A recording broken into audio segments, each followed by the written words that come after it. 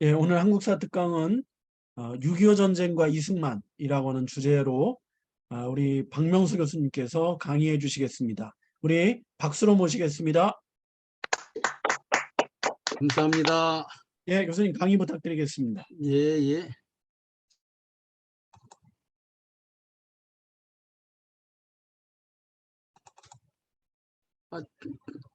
잘 보입니까? 잘 보입니다. 네. 예. 예, 예. 오늘은 6.25 전쟁과 이승만에 대해서 강의를 하겠습니다. 뭐 특별한 거라기보다는 지금까지 우리가 알고 있는 것을 한번 정리해 보는 거라고 생각하시면 되겠습니다. 제가 항상 얘기하는 거지만은 우리 대한민국을 이해하기 위해서는 세 가지를 알아야 됩니다. 하나는 대한민국의 기원으로서의 3.1운동, 그다음에 대한민국의 탄생으로서의 1948년 광복절, 그다음에 대한민국의 실현으로서의 6.25 전쟁, 이 세 개를 알아야 되는데 제가 주로 이제 대한민국의 탄생에 관해서 많은 얘기를 했죠. 기회 있는 대로 또 그 6.25 전쟁과 3.1운동에 대해서도 얘기를 하겠습니다. 6.25 전쟁에 대해서 두 차례에 걸쳐가지고 강의를 하려고 그래요. 오늘은 이제 6.25 전쟁의 시작과 메가드의 인천 상륙작전 거기까지 하고 그 다음에는 이제 중공군의 그 공격과 중공군의 개입과 그 다음에 한미동맹에 대해서 얘기를 하려고 합니다. 여기에 보면은 사진이 쭉 나오죠. 이제 저기 왼쪽에 보면은 왼쪽 위에 보면은 이제 스탈린하고 트루만이 있고 스탈린 밑에 김일성과 모택동, 그다음에 트루만 밑에 이승만과 메가드가 있어요. 어떻게 보면은 6.25 전쟁이 그 두 세력 간의 전쟁이었고 또 그 밑에서 또 같이 하는 그런 사람이 있습니다. 옆에 있는 사진은 많이 알려진 사진인데 이제 그 김일성이 스탈린에게 찾아가서 전쟁을 허락해달라고 하러 갔던 소련에 갔던 사진이고요. 그 밑에가 이제 이승만과 메가더의 사진이죠. 메가더 너무 잘 알려진 그러한 사진입니다.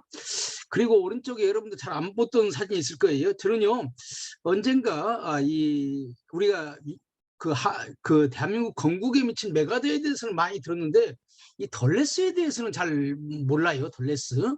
그런데 우리 기독교인 입장에서는 메가더보다도 덜레스가 더 중요한지도 몰라요. 이 덜레스는 외교가 아니고 대한민국이 만들어지는 모든 과정에서 이 덜레스가 관여를 했습니다. 그러니까 1947년 유엔에서 우리 한국 그 총선거로 나라를 만들자라고 하는 그 제안했을 때 거기에 이제 유엔 책임자로서 이것을 통과시키는데 앞장섰던 사람이 덜레스고 그 다음에 이제 대한민국 헌법 그 승인, 대한민국이 합법적인 정부라고 하는 것을 승인할 때도 유엔 대표가 이 덜레스였고 그 다음에 6.25 전에도 덜레스가 왔고 6.25가 끝날 때에도 덜레스가 와서 한미동맹에 대해서 이제 서로 조약을 맺었습니다. 이 덜레스는 장로로서 이 당시에 미국에서 가장 기독교적인 기반을 둔 정치가로 널리 알려져 있습니다.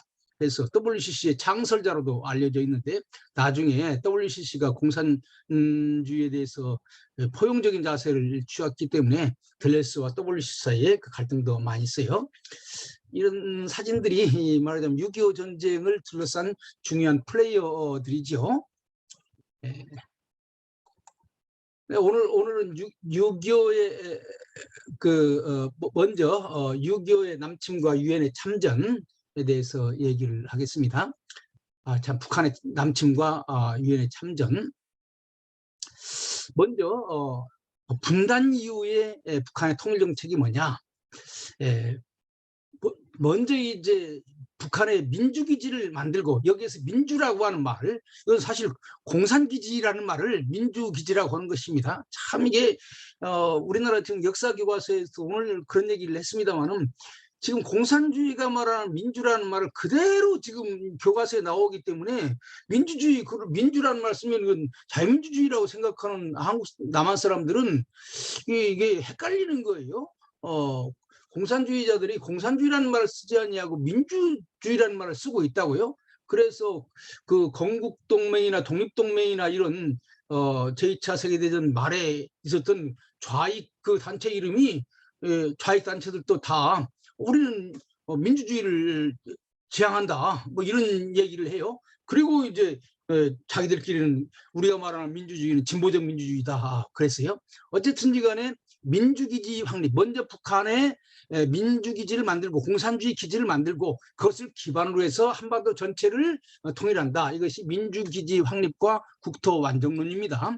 그러니까 북한을 먼저 공산화하고 그걸 기반해서 한반도 전체를 공산화한다 하는 거죠. 이런 입장을 가진 그 스탈린은 1949년 3월 스탈린을 방문을 했습니다.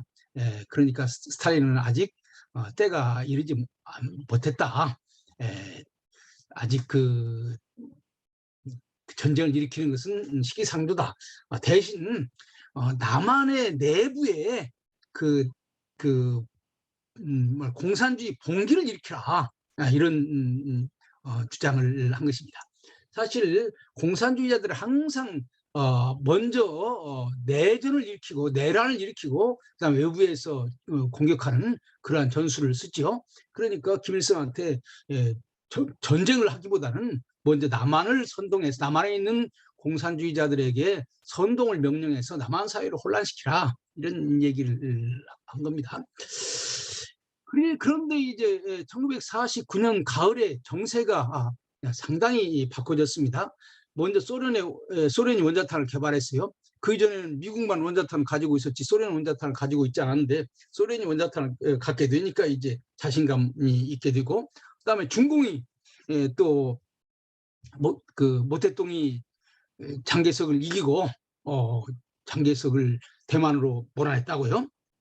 그것을 보면서 미국이 적극적으로 개입하지 아니하고 그냥 장개석이 망하는 것을 내버려 두는 것을 보면서 이거 한국에 전쟁을 일으켜도 되는 것이 아닌가 이런 생각을 조금씩 하게 되는 거죠. 그러니까 1949년 봄의 정세와 1949년 가을의 정세가 다른 거죠.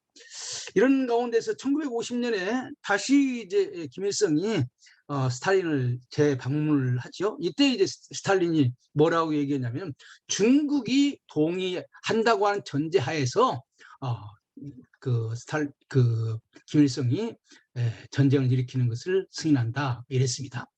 그러니까 여기에서 스탈린의 전략이 매우 복잡하고 어떤 면에서는 전략적이라고 말할 수 있죠.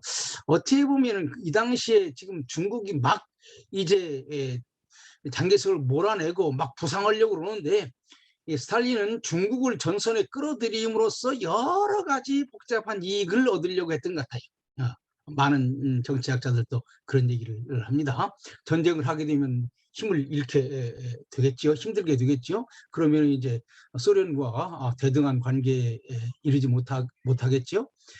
그런데 거꾸로 전쟁하면서 또 힘을 키울 수도 있는 거죠. 오히려 스탈린의 생각과 달리 중공은 전쟁에 참여해서 힘을 키웠고 오히려 이제 소련과 대등한 하나의 지도자로서 부상을 하게 되는 거죠. 그러나 제가 볼 때는 절제본에 스탈린이 중국을 전쟁에 끌어들이려고 했을 때에 오히려 중국을 견제하려고 그런 것이 아닌가 이런 생각이 듭니다.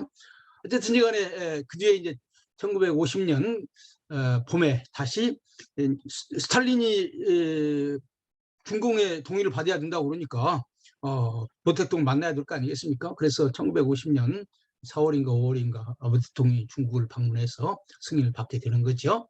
이런 일련의 과정을 보면은 지금 남침이냐 북침이냐라고 하는 것은 사실 말할 것도 없는 건데 지금 그런 것들이 논란이 된다고 하는 것이 참 말이 안 됩니다. 그러면은 그 남한의 정책은 어떠냐? 이승만은요 처음부터 통일을 얘기했습니다. 1945년 8월 15일 이제 제2차 세계대전이 끝났을 때 이승만은 38선을 근거로 해서 북쪽은 소련이 남쪽은 남한이 점령하면은 이건 전쟁이 일어날 수밖에 없다.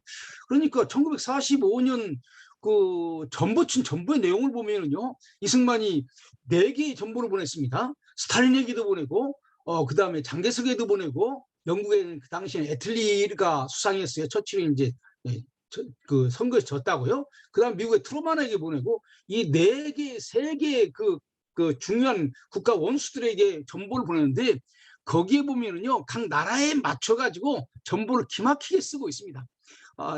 한 가지 재밌는 것은요, 스탈린에게 보낼 때는 우리는 동북아의 평화를 원한다. 우리는 소련에게 걸림돌이 되는 나라가 되기를 원한다. 이렇게 해서 소련한테도 약간의 유화적인 제스처를 쓰고 있다고요.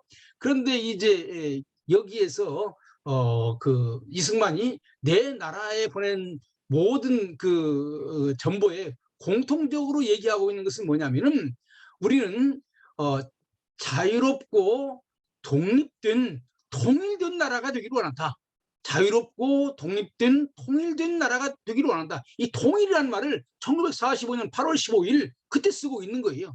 저는 그거 보면서 이승만이 참 현실적인 정치가인 것은 맞다. 사실 이 남북이 분단된 38선이 만들어졌을 때 이것은 자칫 잘못하면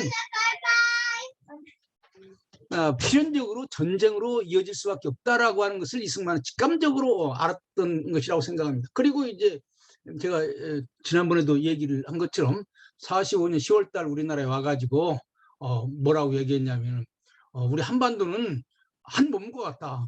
몸을 둘로 나누면 다 같이 죽는 것처럼 우리 한반도는 분단되어 가지고 살아갈 수 없다. 이런 분단을 가져온 국제사회는 책임을 져라. 그래가지고 이 국제사회가요, 사실은 이승만을, 특별히 미국이 이승만을 싫어했습니다. 자꾸 자기들이 아픈 부분을 자꾸 공격을 하거든요. 우리가 원하지 않은 38선을 당신네들이 만들지 않았느냐. 누가 만들었는지 모르지만 어쨌든 이간에 미국과 소련이 38선을 만든 거 아니냐. 거기에 대한 책임을 지라. 그러니까 미 국무부는요, 이승만을 되게 싫어했어요. 그 다음에 이제 1947년 유엔 총회가 그 한반도 문제를 결의했죠. 요즘 다시 한번 생각하는 건데, 해방 공간에 3년 동안에 가장 중요한 사건 둘을 들려면요, 하나는 미소 공유회고 또 하나는 1947년 유엔 총회의 결의입니다. 미소 공유회가 미국과의 협력을 전제로 해서 하는 프로그램이라면요, 유엔 총회는 미국과 소련과의 협력을 포기하고 미국이 다른 국제사회와 함께 한반도 문제를 풀려고 하는 거예요. 그러니까 소련과 협력해서 더 이상 한반도 문제를 해결할 수 없다. 소련과의 협력은 끝내고 이제 국제사회로, 더 큰 국제사회로 가져가서 유엔으로 가져가서 이 문제를 해결하자. 그리고 이제 여기에서 그런데 유엔 총회의 그 결의를 가만히 보면은요, 통일을 포기한 것은 아닙니다. 먼저 선거가 가능한 남한의 민주정부를 만든 다음에 그것을 기반으로 해서 북한을 통일해야 된다라고 하는 거예요. 그래서 1947년 48년 초에 단독 정부를 남한에 먼저 선거를 남한에 먼저 민주 국가를 만들어야 된다고 하는 결의를 했을 때에 미국의 그 국무장관이었던 둘레스가 한국에 있는 하지한테 보낸 명령에 보면은, 우리는 결코 통일을 포기한 것은 아니다. 그런 얘기를 하고 있어요. 먼저 남한의 민주정부를 만든 다음에 지금 그 다음에 기회를 봐서 소련의 보통선거를 실시해서 한반도를 통일한다. 그래서 우리가 많이 지금 알고 있는 것처럼 미국은 통일을 반대하고 한반도를 나눠 가졌다, 이렇게 얘기를 하고 있죠, 일반적으로. 그런데 제가 해방 공간의 문서를 가만히 보면은 미국은 어떻게든지 한반도를 통일시키려고 그랬어요.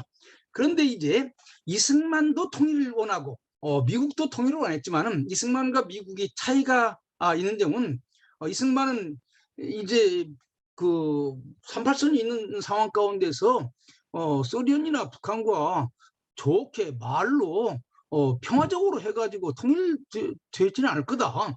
이 문제를 해결하려면 전쟁을 안 할 수밖에 없다. 그래서 이승만은 북진 통일을 주장을 하는 것이고, 유엔이나 미국은 전쟁을 하지 않는 범주 내에서 통일을 하는 거지, 전쟁을 하면서까지 통일할 생각은 없었던 거죠. 이 점이 이제 이승만하고 미국하고 근본적인 차이점이고, 이것이 어떻게 보면은 50년대에 미국과 이승만 사이에 놓여져 있는 가장 근본적인 문제라고 말할 수 있습니다. 미국은 통일을 할 수 있으면 좋다. 그러나 어쨌든지간 또다시 전쟁을 하면 안 된다라고 하는 것이고, 이승만은 그런 순진한 생각이 어디 있냐. 북한을 차지한 소련이 그냥 내어주겠느냐. 우리는 우리 힘으로라도 어떻게든지 북진 통일하겠다. 그래서 여러분들 그 50년대 나와 있는 많은 글 보면요, 북진 통일이라는 말이 많이 나옵니다. 예, 요즘은 이런 말이 거의 없죠. 50년대는 우리가 힘을 길러가지고 북한 공산주의자들을 물리치자. 지금 평화통일을 많이 얘기하는데, 이승만은 평화통일이라고 하는 것은 사실 가능하지 않은 것이다. 어떻게 공산주의와 평화통일을 하느냐. 평화라는 말은 공산주의자들이 이제 자기들의 시간을 벌기 위해서 하는 말이다. 그런데 속아 넘어가면 안 된다. 그런데 이제 미국은 1949년 6월에 그냥 이제 그 철수를 해버리고 말았어요. 그리고 미국이 가장 두려워했던 것은 이승만이 북진 통일 저렇게 얘기하니까 우리 말 듣지 않냐고, 자기가 북한으로 통일하겠다고 군대를 끌고 가면 어떡하느냐. 그러니까 공격용 무기를 주질 않았다고요. 그리고 이제 우리 남한에 겨우 이제 군사 고문단 남겨놓고 실질적으로 전투할 수 있는 병력들은 다 철수해버리고 말았어요. 그러니까 한마디로 말한다면 북한은 국제적으로 또 국내적으로도 전쟁 준비를 충분히 하고 있는 반면에, 남한은 전쟁 준비를 하고 있지 않았고, 특별히 남한의 배후가 되는 미국은 다시 이런 전쟁에 말려들기를 원하지는 않았던 것입니다. 사실 이걸 보면은요, 개항기의 미국의 입장이나 이 당시의 미국의 입장이나 비슷해요. 1882년 조미조약이 맺어가지고 주한미국 공사가 우리나라에 왔을 때, 미국 국무부가 주한미국 공사에게, 푸트라고 하는 공사에게 절제벌이 한 얘기가, 한반도에 잘못 발을 들여놓으면 원하지 않는 전쟁에 빠져들어가지고 우리가 허우적거린다. 그러니까 한반도 문제에 깊이 개입하지 말라.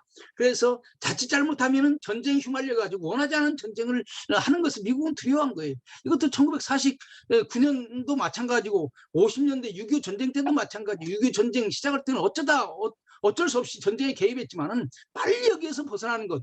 그러니까 이것이 어떻게 보면은요, 미국이 가지고 있는 한계예요. 미국은요, 세계 모든 나라가 그렇지 않습니까? 막 공산주의자들이 침략하고 불법 침략 있으면은 뭐 한번 결집본에 막 공격을 시작을 해요. 그래서 금방 막 이길 것 같이 합니다. 그래서 조금 지나가면은 이제 철수 얘기합니다. 그래서 이제 다른 나라들이 그걸 다 알아요. 그렇기 때문에 미국 대통령이 아무리 전쟁을 시작해도 4년만 버티면 된다. 길게 4년. 그러니까 미국 대통령이 한 텀이 4년이니까 4년만 버티면은 때로는 3년도 될 수 있고 2년도 될 수 있고 그러겠죠. 언제 전쟁이 시작했느냐에 따라 달라지게 되는 거니까. 그러면은 미국 내에서는 반드시 철수 얘기가 나오게 되고, 그럼 우리가 지구전을 이길 수 있다, 이런 생각을 하는 거예요. 그러니까 이 전쟁이라고 하는 것이 무기만 있다고 이루어지는 것이 아니고, 그러니까 우리나라도 마찬가지입니다. 아무리 뭐 우리나라가 전쟁을 해가지고 북한이 우리를 침략해가지고 미국을 도와준다고 그래도 미국은 아마 4년 지나면은 빨리 어떻게든지 철수하려고 그럴 겁니다. 이런 점에서 참 정치하는 사람들은 여러 가지로 깊게 생각을 많이 해야 되겠죠. 그 다음에 이제 그 미국의 한반도 정책은 어떤가? 미국의 한반도 정책, 그러니까 북한의 한반도 정책, 그 다음에 남한의 한반도 정책, 그 다음에 미국의 한반도 정책 있죠. 사실 해방 직후에 우리나라를 가만히 보면은요, 한반도 정책이 3개입니다. 하나는 소련과 북한의 정책, 또 하나는 미국의 정책, 또 하나는 한국 사람들의 정책. 그러니까 소련과 북한의 정책은 하나예요. 공산주의 전략은 하나입니다. 그러니까 해방 공간에서 우리나라가 남한과 미국이 불리한 것은 북한에는 2가지 다른 세력의 갈등이 없어요. 그러니까 소련과 그 김일성, 그러니까 소련과 북한에 있는 공산주의자들이 서로 갈등하지 않냐고 소련의 지도를 따라서 하나로 나가고 있다고요. 그런데 남한은 그렇지 않은 거예요. 남한은 미국의 입장이 다르고 이승만 입장이 다른 거예요. 이 점이 이제 매우 그 북한과 다른 거죠. 북한은 하나 된 사회고 남한은 둘이라고요. 그래서 항상 그 공산주의자들은 무슨 전략을 썼냐면은 2대 1의 정책을 썼습니다. 북한 하나, 그 다음에 남한은 좌우로 나눠가지고 좌파 우파 있어가지고 북한과 남한의 좌파가 하나가 되면은 한반도 문제를 결정하는데 좌파가 2가 되는 것이고 우파가 1이 되는 것이죠. 그럼 우리가 이길 수 있다. 이것이 북한의 전략인데 아마 지금도 아마 마찬가지일 거예요. 북한에는 둘이 아니지 않습니까? 하나고 남한은 지금 좌우가 나눠졌으니까 둘이에요. 그러니까 북한에 있는 좌파와 남한에 있는 좌파가 손을 합하면은 이길 수 있다 이렇게 생각을 할 수 있겠죠. 그래서 말하자면은 그 6.25 전쟁 때에도 이승만과 미국의 한반도 정책이 사실은 달랐는데 이 해방 직후에는 미국과 그 한국 사람들의 생각이 완전히 달라가지고 두 개가 하나가 되는데 상당히 많은 시간이 걸렸습니다. 그래서 미소 공유회 때도 입장이 달랐다고요. 그래가지고 미국과 한반도가 남한 사람들이 서로 달랐어요. 미국과 이승만의 입장이 서로 달랐습니다. 그러다가 이제 미국이 냉전 체제를 인식을 하고 이제 트루만 닥트린을 발표를 하게 되니까 결국 이승만과 미국이 하나가 되니까 결국 이제 모든 문제가 끝나게 되는 거죠. 그런데 재미있는 것은 6.25 전쟁은요. 빨리 미국의 입장과 그 이승만의 입장이 하나가 됐습니다. 그 과정을 보죠. 이승만은 원래 이제 북한의 공격을 무력으로 막으려고 그랬는데 미국은 어떠느냐? 제일 처음에는요. 1950년 1월에는 엑슨 선언을 했습니다. 여러분들이 잘 아는 것처럼 엑슨 선언의 핵심은 미국의 1차적인 방위는 일본과 그다음 필리핀이다. 이렇게 생각을 한 거죠. 일본과 필리핀이다. 그럼 한반도는 어떠냐? 한반도는 유엔과 한국 사람들의 몫이다. 한국 사람들이 스스로 알아서 해야 될 것이다. 사실 엑슨 선언이요. 한반도를 포기한다고 한 것은 아니에요. 이것은 근본적으로 유엔의 몫이다. 이렇게 얘기를 한 거예요. 그러나 어쨌든 1차적인 미국의 방어 책임은 일본에 있다. 한국은 거기에 들어가지 않는다. 이렇게 얘기를 했기 때문에 소련으로서는 이것은 미국이 한반도에서 발을 빼려고 하는 것이 아닌가 이렇게 생각할 수가 있겠지요. 그런데 이렇게 엑슨 선언이 발표되었을 때 이것을 제일 염려했던 사람이 누굽니까? 바로 그 이승만 아니겠어요? 이승만이 보니까 아이고 우리 한반도는 미국의 방어선에서 빠진 거 아니냐? 그러면 우리는 어떻게 되는가? 그래가지고 여러 통로를 통해서 미 국무장관한테 호소도 하고 트루만한테 호소도 하고 그런데 이제 한국이 이렇게 불안해하니까 트루만이 볼 때 한국을 좀 달랠 필요가 있는 거예요. 그래서 1950년 6월에 우리나라에 온 사람이 아까 얘기한 덜레스 특사입니다. 덜레스는 유엔 미국의 유엔 대사도 경험을 했고요. 이 당시에는 트루만의 특사로서 우리나라에 오게 된 것입니다. 이 덜레스는 유엔을 만드는데도 관여를 한 사람이에요. 그렇기 때문에 유엔을 잘 알고 있어요. 그런데 이제 덜레스가 볼 때는 엑슨 선언에 있어서 유엔이 그 한반도 문제가 근본적으로 미국의 책임이 아니라 유엔의 책임이라고 하는 것의 그 의미를 덜레스는 잘 알고 있었어요.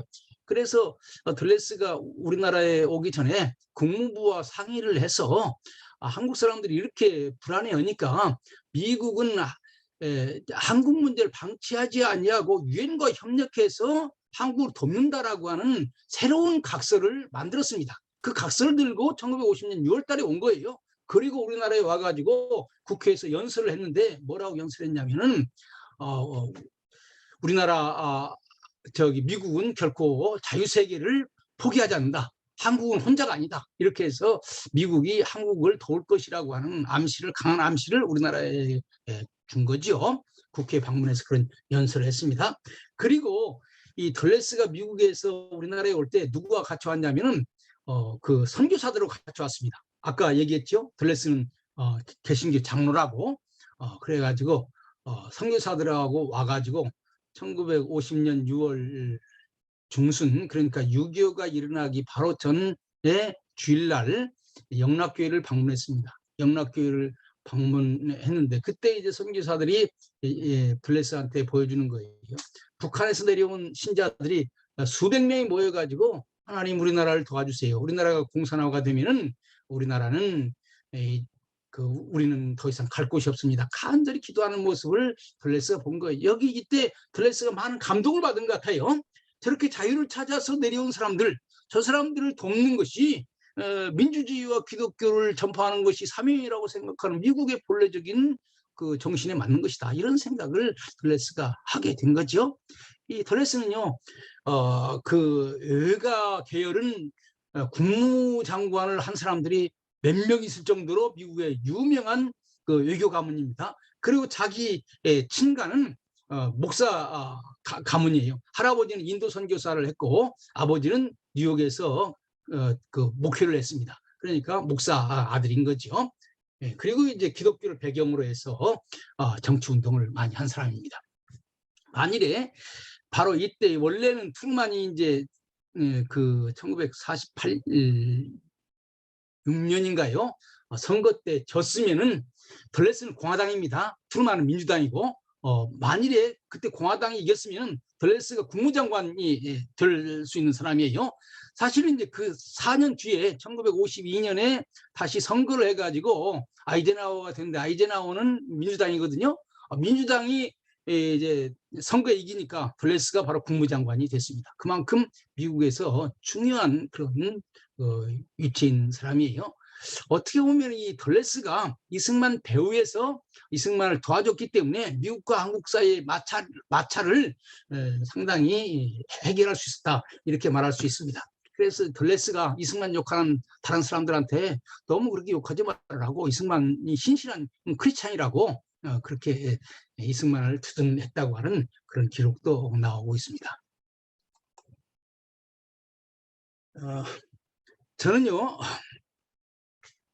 6.25의 그 6.25 전쟁에 있어서 가장 중요한 사건은 유엔이 빨리 참전 결의를 했다고 하는 거예요. 그래서 미국이 유엔과 함께 빨리 왔다고 하는 것, 이것이 가장 중요한 거라고 생각합니다. 만일에 머뭇 그랬다면요 이미 한반도는 공산화될 수밖에 없는 거죠. 그럼 어떻게 북한이 남침을 했고 바로 유엔이 참전을 결의하게 되었는가 하는 거 말씀을 드리겠습니다. 6월 25일 날 전쟁이 시작됐다고 하는 것은 알죠. 여러분들 그 횃불 트리니티에 있는 김상복 목사님 아시죠? 그분 이북 출신입니다. 이분이 언젠가 이런 말씀 하시더라고요. 6월 25일이 6.25 아닙니까? 자기가 이제 6월 25일 날 교회 가려고 성경책을 들고 나갔는데 사람들이 다 전봇대 앞에 포스터를 보고 있더라는 거예요. 그래서 자기도 뭔가 하고 가서 봤더니 이제 남한에서 전쟁을 시작을 했다.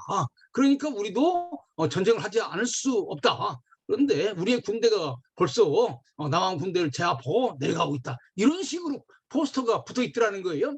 그러니까 이 소련과 북한은 먼저 전쟁을 시작한 사람이 책임이 있다고 하는 것을 잘 알고 자기들이 먼저 전쟁을 시작했지만은 그럼에도 불구하고 남한이 먼저 북침을 했다라고 하는 말을 만들어내 가지고 먼저 선전을 하고 북한은 거기에 대해서 대응할 수밖에 없었다 이렇게 얘기를 하는 것이죠. 참 그래서 북한에서 온 사람들은요 지금도 보면 북한이 남침했다 그러면 그 사실이 아니라고 생각을 하는 사람들이 있어요. 이건 북한의 선전선동에 들어간 거죠. 그런데 6월 25일 날 전쟁이 바로 일어난 그날 무슨 일이 벌어졌냐면은 바로 유엔 위원단이 우리나라에 있었습니다. 이게 매우 중요한 것인데 여러분들 유엔 임시위원단하고 유엔 위원단하고 구분해야 됩니다. 유엔 임시위원단은 뭐냐면은 한반도의 선거를 통해서 민주국가를 만들려고 보낸 사람들이에요. 네. 그래서 유엔 임시위원단에 의해서 50선거가 이루어지고 남한에 이제 대한민국이 만들어지게 된 거죠. 그러니까 유엔 임시위원단은 대한민국을 만드는 데 기여한 단체고 그다음에 이제 1948년 이제 그 늦가을에 유엔에서 한반도를 그 남한을 합법적인 정부로 승인하지 않았습니까?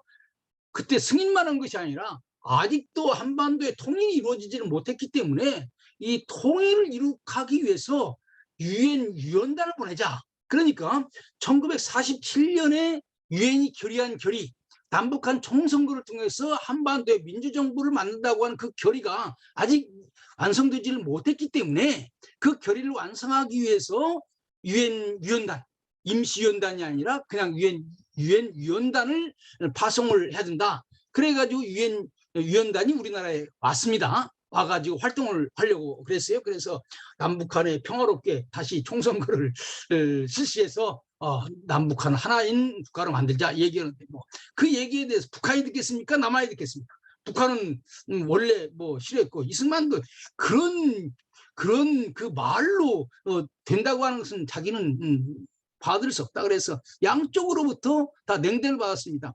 그런데 언젠가 보다 본격적으로 연구를 해야 되겠지만 유엔 임시위원단을 좋아하는 사람 누구냐면 김구예요. 김구가 유엔 유연단의 노력에 대해서 기대를 한 거죠. 그래서 유엔 유연단이 노력을 해서 통일을 시킨다면은 그건 전쟁이 없이 통일하는 것이니까 좋은 것이 아니냐 이런 생각을 했습니다. 그러나 김구가 그 49년 6월 달에 세상을 떠났으니까. 그런데 왜 제가 이 유엔 유연단의 얘기를 하냐면요. 6월 25일 전쟁이 시작된 바로 그날 유엔 유연단이 유엔에다가 보고를 한 거예요. 이것은 북한의 남침이다. 그러니까 유엔에서는 자기들이 보낸 유엔 유연단의 그 보고를 제일 신뢰할 거 아니겠습니까? 그러니까 이 유엔 유연단이 원래는 남북한 총선거를 통해서 남한은 이미 총선거가 실시됐으니까 이제 북한만 총선거를 실시하면 돼요. 이것을 위해서 왔는데 이 남북한이 다 유엔 유연단에 대해서 냉대하니까 유엔이 이 사람들한테 뭘 맡겼냐면은 전쟁이 일어나지 않도록 감시하라고 하는 임무를 맡긴 거예요. 그래가지고 이 사람들이 전쟁이 일어나면 어떡하나 하고 감시를 하는데 북한이 전쟁을 시작했다고요. 그러니까 즉각 유엔에 이것을 알린 거예요. 그리고 이제 6월 28일은 서울에 함락했다고는 여러분들 아시고 바로 그런 유엔 유연단의 그 보고를 받은 6월 25일 날 그러니까 미국하고 우리나라는 시차가 있지 않습니까? 그래서 6월 25일 날 새벽에 전쟁을 했는데 6월 25일 이건 미국 시간이에요. 여기에서 말하는 6월 25일은 우리나라 시간으로 보면 6월 26일이겠죠. 그러나 미국 시간으로는 6월 25일 날 그러니까 미국 시간으로는 그 당시에 토요일이더라고. 토요일 밤인가? 어쨌든 헷갈리네요. 어쨌든 이거는 미국에서는 6월 25일 날 그 같은 날 유엔 안보리가 결의했는데 결의의 내용은 뭐냐면은 북한이 불법으로 침략했다. 예? 그러니까 이번 전쟁은 북한이 불법으로 시작을 한 것이고 따라서 결의안의 내용은 뭐냐면 북한이 불법으로 남침했기 때문에 빨리 이 38선 이북으로 철수해라. 38선 이북으로 철수하라고 하는 것을 촉구하는 결의안을 6.25 전쟁이 일어난 그날 유엔 안보리가 그렇게 결의를 한 거예요. 이때 왜 소련이 여기에 참여하지 않았느냐? 소련은 안보리 이사국이잖아요. 여기에 대한 말이 많아요. 제가 오래전에 터키에 갔더니 터키에 터키 왜 그때 이런 얘기가 나왔는지 모르겠습니다. 가이드가 이런 얘기를 하더라고요. 유엔 안보리 때에 소련 대표가 그 회의에 참석하려고 왔는데 파킹랏이 없어가지고 헤매다가 시간이 늦어가지고 그냥 다른 나라가 결의했다. 그래서 말하자면 그 결의안을 채택하는데 거부권 행사하지 못했다. 그렇게 얘기를 하더라고요. 그럴 수가 있는가 그렇게 생각했는데 나중에 알고 보니까 그것이 아니고 왜 소련이 참여하지 않았냐면요. 이 당시에 중국 공산당이 중국 땅을 차지했으니까 소련은 중국을 유엔 안보이사국으로 만들어달라라고 하는 것을 요청을 했는데 받아들이지 아니하고 장개석 정부가 여전히 유엔 안보리의 회원인 거예요. 그래서 소련은 여기에 대해서 보이콧을 한 겁니다. 그래서 참여를 하지 않았다.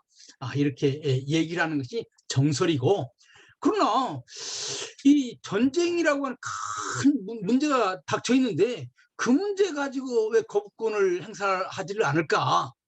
여기에 대한 의문이 있죠. 한번 또 그 중국 문제는 중국 문제고 한국 문제는 한국 문제인데, 예, 그 유엔이 북한의 침략을 불법으로 결의하도록 내버려 두는 것이 이상하지 않는가, 이런 생각을 할 수 있죠.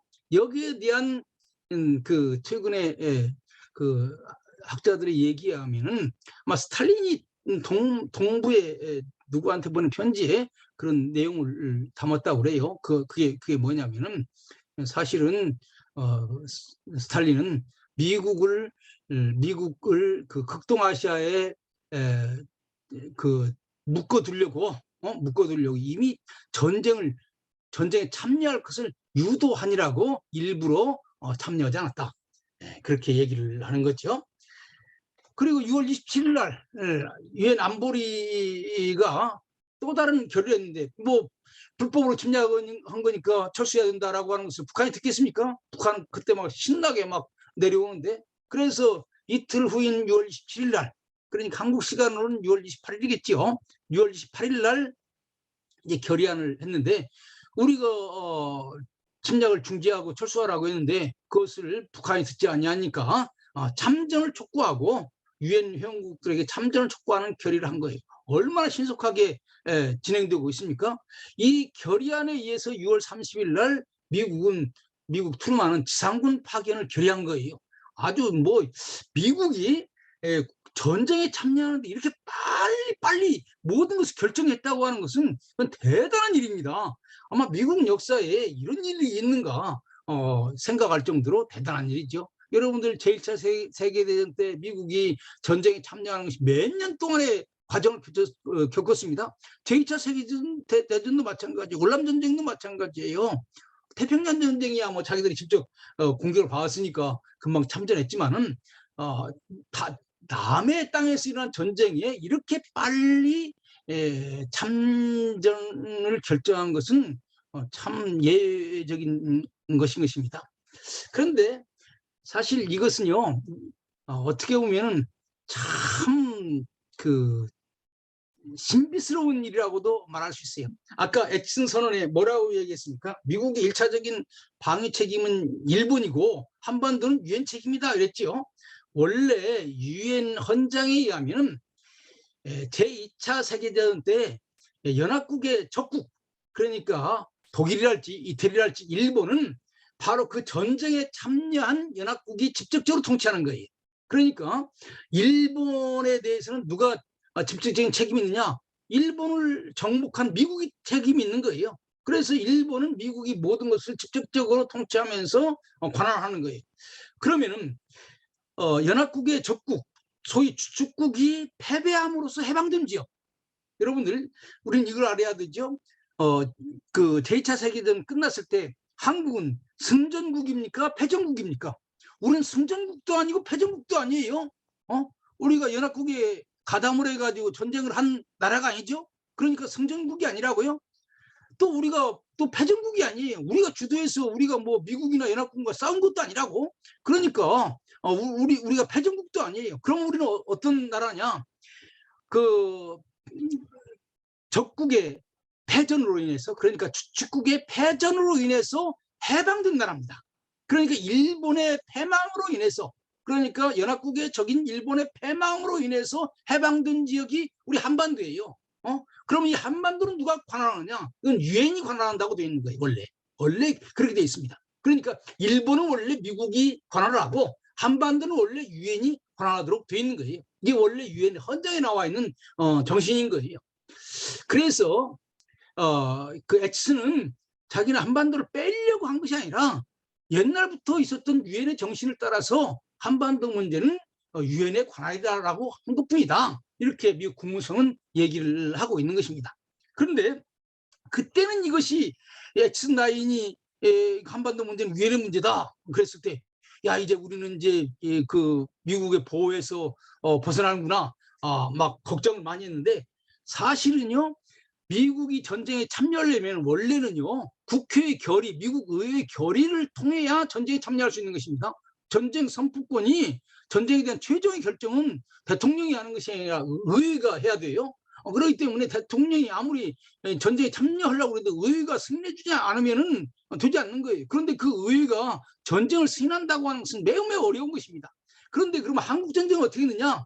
미국 국의회가 미국 정부에게 한국 전쟁에 참여해 좋다 이렇게 결의한 것이 아닙니다. 미국은 유엔의 창설국 아닙니까? 유엔 안보리가 회원국에게 참전을 촉구했다고요?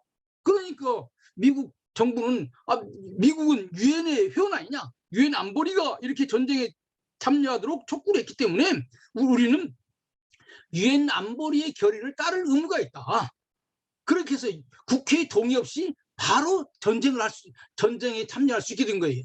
그러니까 바로 그 우리나라가 유엔의 광활이라고 하는 거, 바로 이것 때문에 유엔의 이름으로 전쟁을 시작하게 되었고 미국은 유엔의 한 회원국으로서 온 거예요. 사실 그 배후에서는 미국이 다 조정을 하고 있었지만은 그 절차가 이렇다고 하는 거죠. 이것은 상당히 놀라운 것입니다. 아마 미국이 유엔의 이름을 내세워가지고 전쟁한 것은 우리 한국 전쟁이 뭐 처음이자 마지막이지요. 베트남 전쟁도 유엔의 이름으로 전쟁을 한 것이 아닙니다. 이렇게 본다면은 우리나라가 이제 유엔의 이름으로 나라가 만들어졌고 유엔의 이름으로 승인받았고 유엔의 이름으로 전쟁을 했고 참 유엔과 관련이 많은 거예요. 그래서 저희 어렸을 때 보면 유엔데이라고 하는 것이 있어가지고 그 유엔에 감사하는 그러한 마음을 갖게 한 거죠. 그러니까 사실 이런 것들은 다 이승만 정부는 이런 것을 환하게 알고 있었어요. 이승만 박사는. 그렇기 때문에 유엔데이라고 하는 것이 있었는데 그 뒤에 사람들이 이런 역사적인 공부를 하지 않으니까 이게 무슨 말인지 모르고 지금은 유엔데이라고 하는 것이 우리 그 기념일에서 빠졌지요.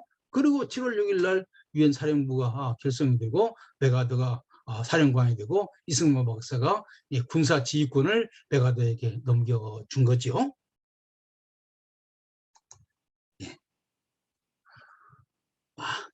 그래서 제가 볼 때는요, 빠른 시일 내에 그 전쟁이라는 그날 그 북한에게 그 경고를 하고 이틀 후에 안보리가 회원국에게 참전을 촉구하고 바로 3일 후에 미군이 지상군 파견을 결의하고 이건 정말 아주 너무 신속하게 한 거예요.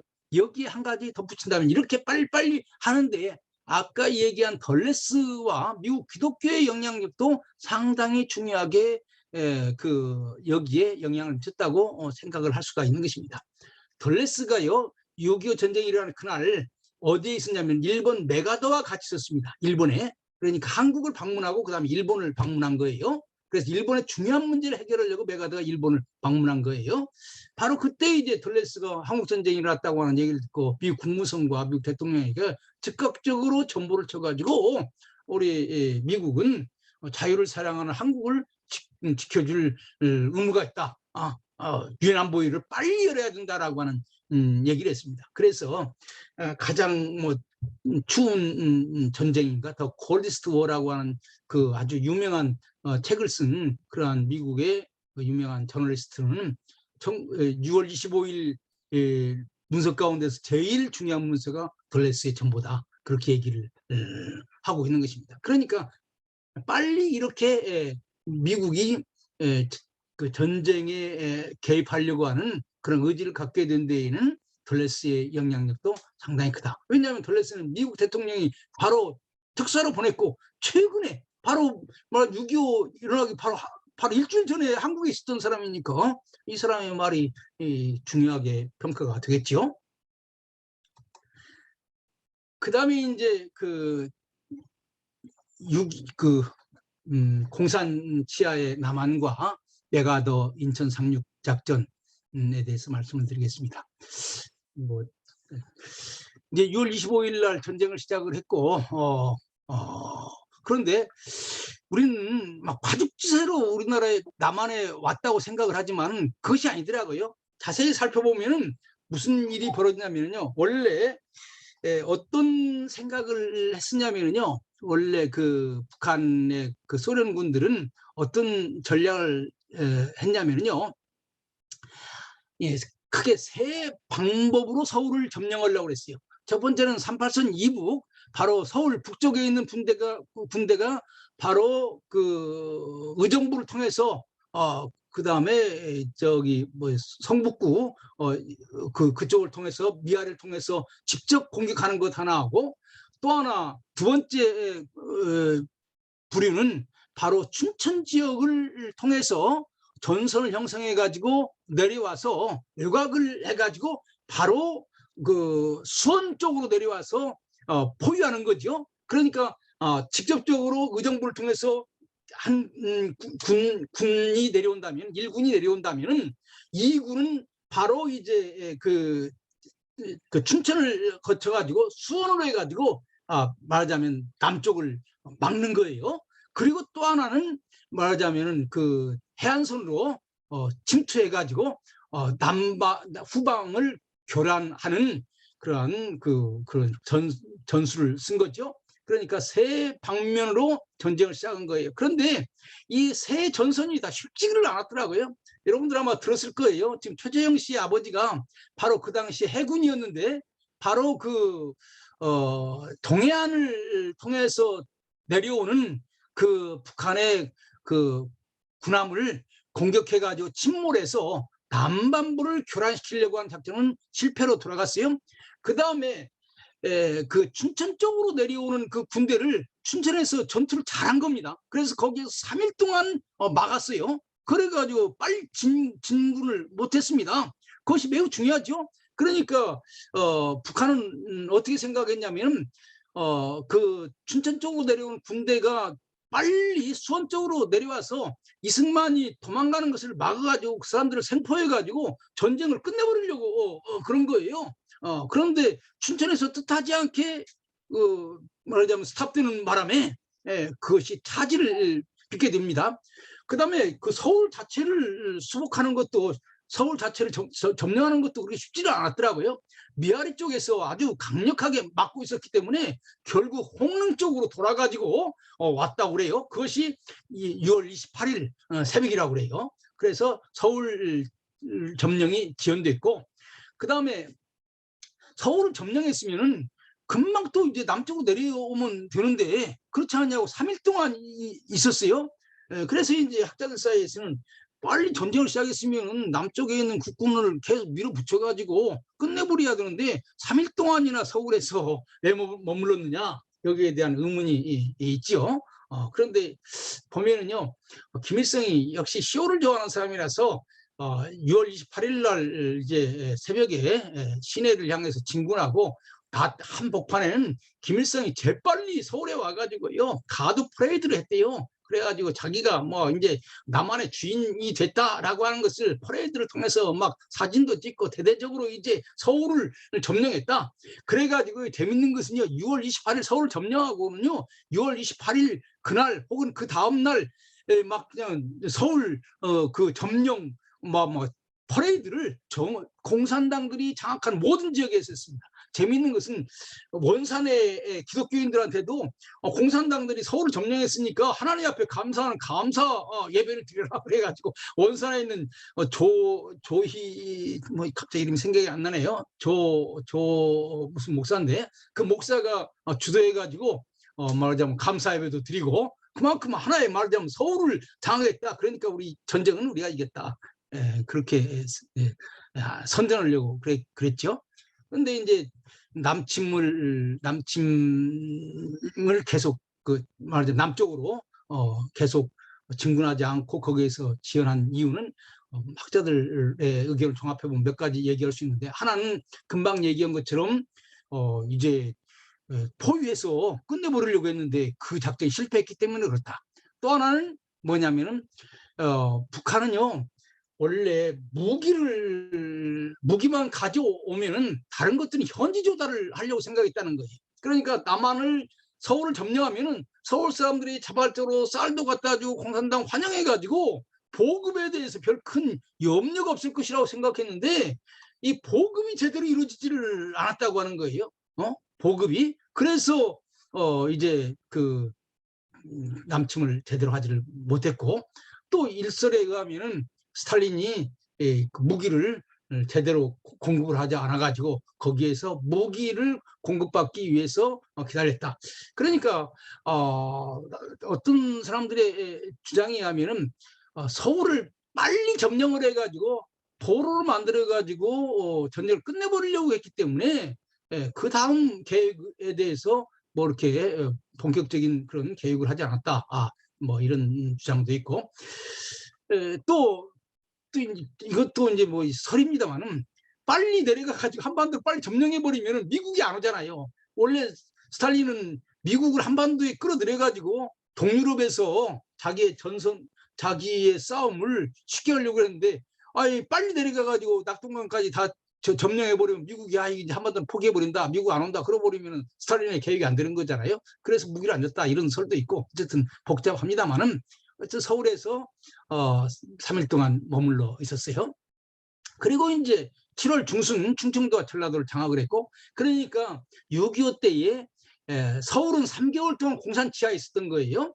그 다음에 충청도 이남의 지역은 2개월 동안 7월 중순에서 9월 말까지 약 2개월 동안 있었던 것이고 8월 말에 가서야 낙동강 전선이 형성이 되게 되는 것입니다. 이때 이제 국군들이 밀려나기 시작을 하는 거죠. 이때 일어나는 사건이 소위 보도연맹 사건입니다. 보도연맹 사건. 시간이 많이 갔으니까 보도연맹 사건은 생략을 하도록 하겠습니다. 그 다음에 공산치하의 남한이 어떻게 이루어졌냐 상당히 흥미 있는 거예요. 간단하게 얘기를 하도록 하겠습니다. 저는 이 부분을 누가 좀 잘 정리를 했으면 좋겠더라고요. 공산치하의 남한에서 어떤 일이 벌어졌는가. 제일 처음에는 북한에서 이제 각 지역을 다 점령하기 위해서 모든 시나리오를 다 짜가지고 왔습니다. 그 시, 군, 뭐, 다 시나리오를 짜가지고 와서 누구는 어디 도를 점령하고 누구는 어느 시를 점령하고 다 짜가지고 왔어요. 근데 바로 그 지역에는 원래부터 있었던 인민위원회 세력이 있었다고요. 그러니까 북한에서 내려온 점령과 거기에 토착적으로 있었던 좌익 세력들이 같이 통치를 하게 되었습니다. 그런데 토착적으로 있었던 좌익 세력들은 별로 실권이 없었고 모든 중요한 자리들은 이북에서 내려온 사람들이 다 장악을 했다고 그래요. 그리고 이제 남한에서 다시 이제 혁명이 일어나는데 소위 머슴들의 세상이 이루어지게 되는 거죠. 이 당시에 머슴들은 토지 농지 개혁의 대상이 안 됐어요. 농자 유전의 법칙에 의해서 보통 그 농부들은 토지를 분배를 받았는데 머슴들은 분배를 받지를 못한 것 같아요. 그러니까 머슴들에게 완장을 채워주고 자기 주인들을 공격하도록 하는 머슴들의 세상이 이루어지고 있는 것이고 이러면서 이제 인민위원회를 만들고 남한은 이제 공산주의 국가로 만든 거예요. 3개월 동안의 그 통치라고 하는 것은 공산주의적인 정부를 만드는 과정입니다. 그러려면 뭐가 필요하겠습니까? 우익 세력들을 수청해야 되죠. 여기에 속하는 것이 지주, 경찰, 기독교인들이에요. 이번에 제가 이제 진실과화위원회에서 한 프로젝트가 우익 세력의 그 숙청 가운데서 기독교인들을 어떻게 공산주의자들이 그 살해했는가라고 하는 것을 연구하라고 하는 프로젝트를 맡아가지고 지난번에는 예비조사했고 지금은 또 본격적으로 조사를 해야 되는데 할 일이 많습니다. 그 다음에 제가 최근에 이 당시에 3개월 동안 그 김성철이라고 하는 사람이 있어요. 이 사람이 서울대학교 사학과 교수였는데 이 사람이 피난 가지 못하고 3개월 동안 있으면서 서울에서 어떤 일이 벌어지고 있는가를 자세히 기록을 남겼는데 그중에 흥미로운 부분이 많지만은 이런 부분을 얘기를 하더라고요. 이제 북한에서 내려오면서 쌀을 안 가지고 왔기 때문에 공산당들이 와가지고 인민군들이 와가지고 제일 먼저 한 것이 지주마다 쌀이 얼만큼 있는가를 조사하는 것이었다고 그래요. 그러면서 그 다음에 쌀이 얼마큼 있는가 조사하고 나서 그 다음에 와서 하는 말이 이제 새로운 세상이 왔고 아직 북한에서 공급이 안 돼서 그러니까 그 쌀을 좀 나눠서 먹어야 되겠다. 그래서 쌀을 내놓으라고 그러더라는 거예요. 그래서 어려운 사람들도 있으니까 같이 나눠 먹자. 그거 좋은 일 아니냐. 그래서 내놨다는 거예요. 그런데 그 쌀을 누구만 먹느냐면 북한에서 내려온 공산당들만 먹는 것이지 다른 사람들한테는 주질 않았다는 거예요. 그래서 서울에 있는 사람들이 많이 굶었다는 거예요. 그래서 서울에 있는 사람들 쌀은 다 공산당들한테 뺏기고 이제 굶어서 그 주변으로 막 그냥 그 먹을 것을 구하기 위해서 나무 뿌리를 캐러 다니고 그랬다는 거예요. 이때부터 말하자면 공산당에 대해서 아주 반감이 많이 있었다고 그래요. 그 사실 많은 사람들이 피난 가지 못했어요. 피난 못 간 사람들이 피난 간 사람보다 훨씬 많아요. 그 사람들 가운데서는 뭐 좌익도 아니고 우익도 아니고 물론 뭐 좌익들도 많이 있었겠지만은 뭐 이승만 충성하지 않은 사람도 많고 공산주의 세계는 어때 이렇게 생각하는 사람도 있었는데 바로 이런 과정을 통해서 공산당에 대한 인식이 아주 나빠졌다고 하는 것입니다. 그다음에 박원서의 자전적 소설 그만턴 싱하는 누가 먹었는가 거기를 보면은요 원래 박완서도 좌익적인 생각을 가지고 있었어요. 이 사람도 서울대학교 물리대학 국어과를 다녔는데 그래가지고 이제 공산당들이 왔다고 그러니까 여학생회를 만들어가지고 자기가 회장을 했다는 거예요. 한 번, 두 번 가니까 공산주의가 어떻고 뭐 권리를 어떻게 하고 재밌는데 그 다음날 매일 나오라고 그래가지고 똑같은 얘기를 하니까 야 신문에 하더라는 거예요. 그래서 과거에는 공산주의를 좋아했는데 이제 공산주의 실상을 알고서는 난 공산주의 싫다. 그래가 점점 이제 생각을 바꾸게 되었다라고 하는 것이 그만턴 싱하는 누가 먹었는가 거기에 보면은 그런 과정이 잘 나오고 있습니다. 그래 이런 것을 종합적으로 본다면 공산주의 치하에서 사람들은 공산주의가 실질적으로 이런 거구나라고 하는 것을 알게 된 거예요. 그래서 오히려 6.25 전쟁을 통해서 공산주의의 실상을 알게 되고 나는 공산주의 치하에서 못 살겠다. 그래서 박완서 같은 사람도 그 다음에 1.4 때는 어떤 일이 있어도 피난 가야 되겠다. 그래가지고 목숨 걸고 피난 나왔다고 그러더라고요. 그다음에 인민재판 여기에 그림 나오는데 인민재판의 모습을 봤다는 사람들은 많습니다. 반동문자 있으면은 끌고 나와서 동네 사람들 다 모아놓고 이 사람이 무슨 죄를 졌습니까? 그러면 뭐 누가 한 사람이 저 사람이 옛날에 뭐 이승만을 지지했습니다. 그러면 어떻게 해야 됩니까? 그러면 죽여야 됩니다. 그러면 그냥 그날 그 자리에서 죽이는 거예요. 인민재판하는 것을 보고 사람들이 이거 정말로 이런 세상에서 못 살겠다 이런 생각을 하는 거죠. 6.25 때 우리 기독교인들도 많이 죽었어요. 그런데 자세한 얘기는 할 수 없고 한 가지만 예를 든다면요. 교회가 공산당들이 활동하기가 매우 좋은 장소입니다. 그래가지고 교회를 보면은 교회에서 회의도 하고 여기에서 인민위원회도 하고 여성동맹도 하고 그러는 거예요. 그리고 교회에다가 십자가 걸렸던 장소에다가 십자가 띄워버리고 김일성하고 스탈린 사진을 걸어놓는 거예요. 여기에 이런 것을 보면서 이제 정말 오직 믿음으로만 살고 교회를 위해서 목숨을 바쳤던 많은 신자들이 아니 하나님께 예배드린 장소에다가 십자가를 떼버리고 스탈린하고 김일성 사진을 걸어놓으니 이게 되겠습니까? 그래가지고 마찰이 벌어지는 거예요. 그래서 공산주의자들에 의해서 기독교인들이 숙청되는 많은 케이스 가운데 하나가 예배당 문제가 매우 중요한 문제로 부각이 되더라고요. 또 이렇지 않은 다른 케이스도 있습니다만 대표적인 것이 그래요. 이따 한번 다시 한번 이 기독교와 공산주의 관계에 대해서는 종합적으로 다시 한번 얘기를 하겠습니다. 그 다음에 이제 그 메가더 상륙 작전을 통해서 이제 그 전선이 새롭게 형성이 되는 거죠.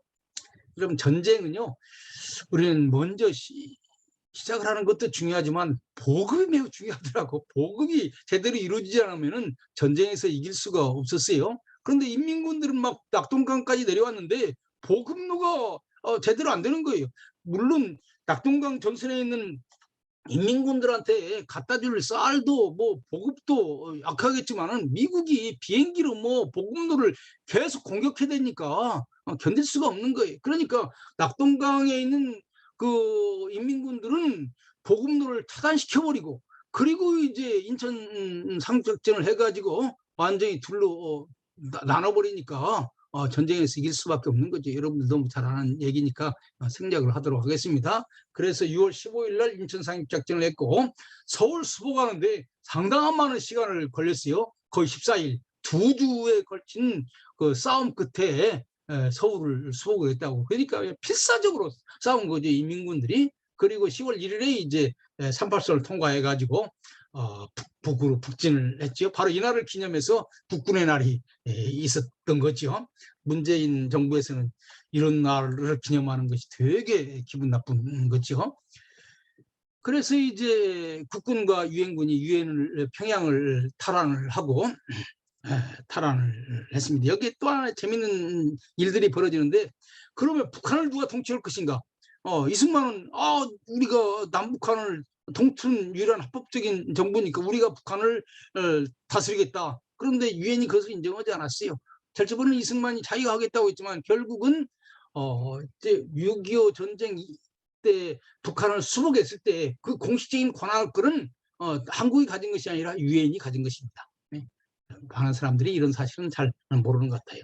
그런데 마지막으로 제가 여기서 얘기하고 싶은 것은, 이제 메가드 인천 상륙작전으로 인해서 이제 그 공산주의자들의 그 연결 고리를 끊어버린 것은 사실이지만은, 그래서 우리는 북쪽으로 올라가서 이제 그 인민군하고 맞서 싸우는 그 전선이 있지만은 또 하나의 전선이 있었어요. 그것은 뭐냐면은 그 낙동강 전선에 있었던 인민군들이 다 도망가지 못하고 산으로 숨어왔어요. 그것을 남부군이라고 말하죠. 남부군.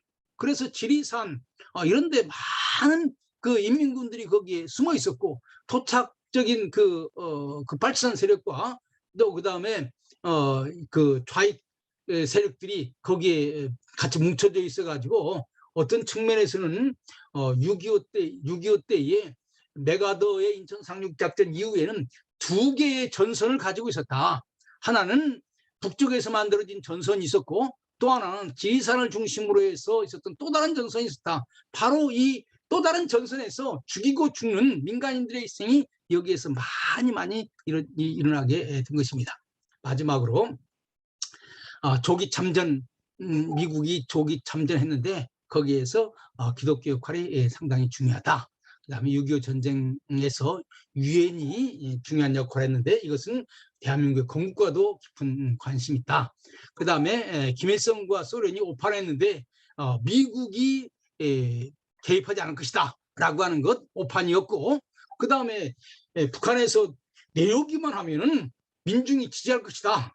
물론 박헌영이 그렇게 선전을 했죠. 그러나 이미 1948년 나라가 만들어진 다음에 점점 민심은 공산주의 쪽으로가 아니라 민주주의 쪽이었고, 그래서 소련군이 내려오고 인민군이 내려왔을 때 자발적으로 공산당을 위해서 이제 봉기를 일으켜가지고 미군과 싸우거나 남한 국군과 싸우거나 그랬거나, 또 막 그냥 인민군들을 위해서 자기들이 먹을 것을 갖다 주는 그런 민중의 지지, 소위 중국식의 그 민중의 지지에 그 기반한 그런 전쟁을 하지는 못했다. 어떤 면에서는 개입하지 않을 거라고 생각했던 미국이 개입을 했고, 남한으로 전쟁만 일으키면 그냥 수십만의 사람들이 도와줄 거다라고 하는 박헌영의 그 얘기가 안 맞은 거지요. 그래서 나중에 박헌영이 숙청당하는 중요한 이유가 됐다고 하는 거 아닙니까? 또 왜 이런 일들이 벌어지게 되었는가? 스탈린이 미국을 동북아에 묶어 둠으로써 유럽을 자기가 장악하는데 유익을 얻으려고 했다. 이것이 정말 100% 맞는 건지 안 맞는 건지 저도 몰라요. 그러나 학자들이 이런 주장을 하고 있습니다. 오늘 제 얘기는 여기까지 하도록 하겠습니다. 이상입니다.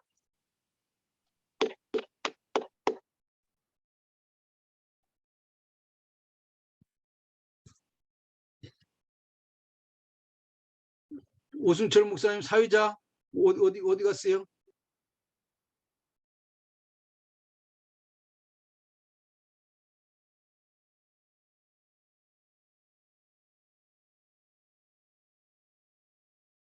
가만 있어봐. 예, 공유 중지. 오승철 목사님 오늘 여기 나왔구나. 감사합니다.